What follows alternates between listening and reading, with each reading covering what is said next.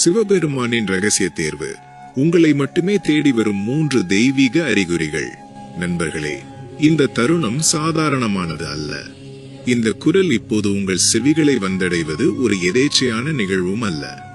இது பிரபஞ்சத்தின் ஒரு சூட்சமமான ஏற்பாடு. யார் வேண்டுமானாலும் இந்த செய்தியை கேட்டுவிட முடியாது.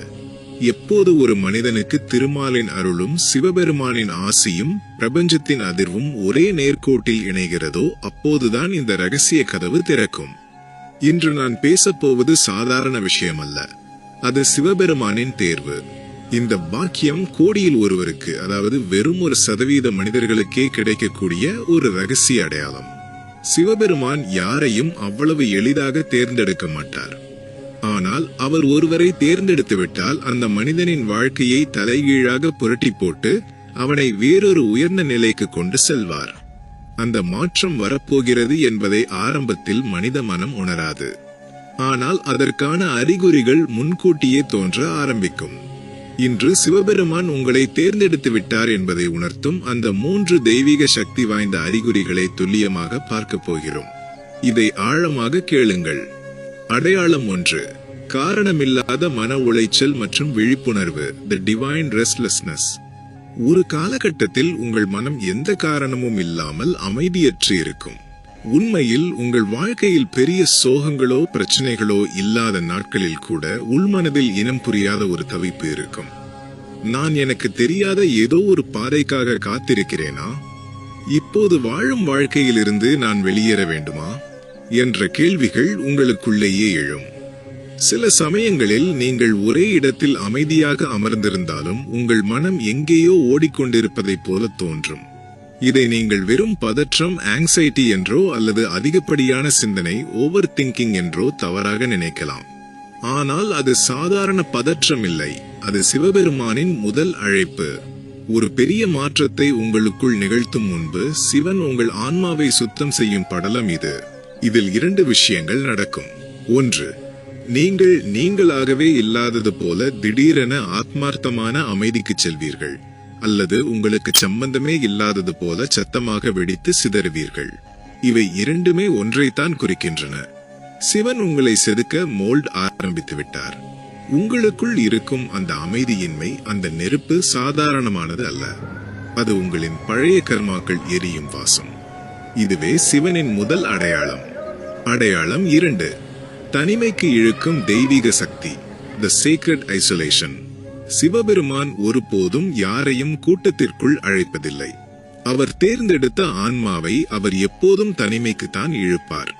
திடீரென உங்கள் வாழ்க்கையில் நீங்கள் பலரிடமிருந்தும் விலக்கப்படுவீர்கள். இது சண்டையினால் வந்த பிரிவா? இல்லை. சூழ்நிலையால் வந்ததா? அதுவும் இல்லை.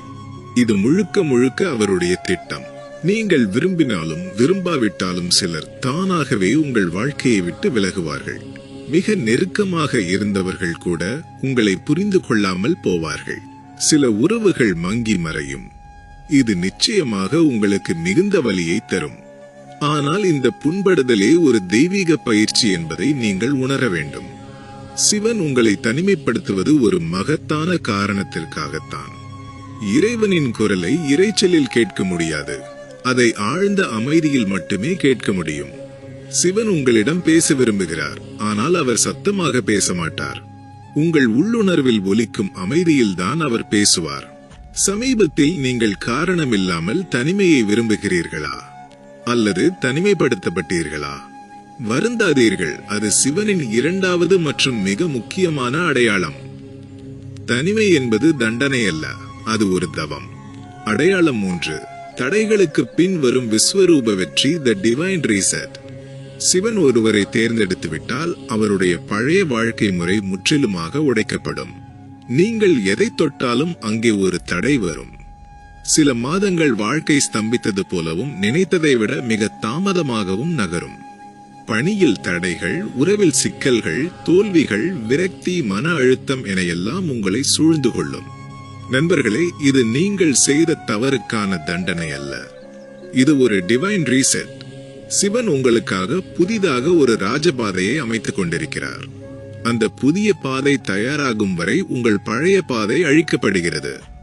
பழைய பாதையை அழிக்காமல் அவர் உங்களை மேலே உயர்த்த மாட்டார். அதனால்தான் தாமதம் போல தெரியும் விஷயங்கள் உண்மையில் உங்கள் வாழ்க்கையின் மிகப்பெரிய ஆசீர்வாதமாக மாறப்போகின்றன. இந்த தடைகள் அனைத்திற்கும் பிறகு ஒரு நாள் திடீரென்று நீங்கள் எதிர்பார்க்காத வேகத்தில் முன்னேற்றம் வரும். அதிர்ஷ்டம் உங்கள் கதவை தட்டும். முடிவுகள் மின்னல் வேகத்தில் சாதகமாக வரும். சரியான மனிதர்கள் உங்கள் வாழ்க்கையில் நுழைவார்கள். உங்கள் மனம் திடீரென தெளிவடையும். பிரபஞ்சமே உங்கள் பக்கம் திரும்பும் வேகம், அந்த தெளிவு, அந்த வளர்ச்சி, அதுதான் சிவனின் 3வது அடையாளம், உண்மையின் தரிசனம்.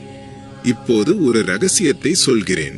இந்த 3 அறிகுறிகளும் உங்கள் வாழ்க்கையில் இப்போது நடக்கிறது என்றால் அது சாதாரண விஷயம் அல்ல. நீங்கள் ஏதோ ஒரு வீடியோவை எதேச்சையாக பார்க்கவில்லை.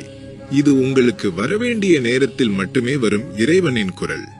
இது தற்செயல் நிகழ்வு, கோயின்சிடன்ஸ் அல்ல.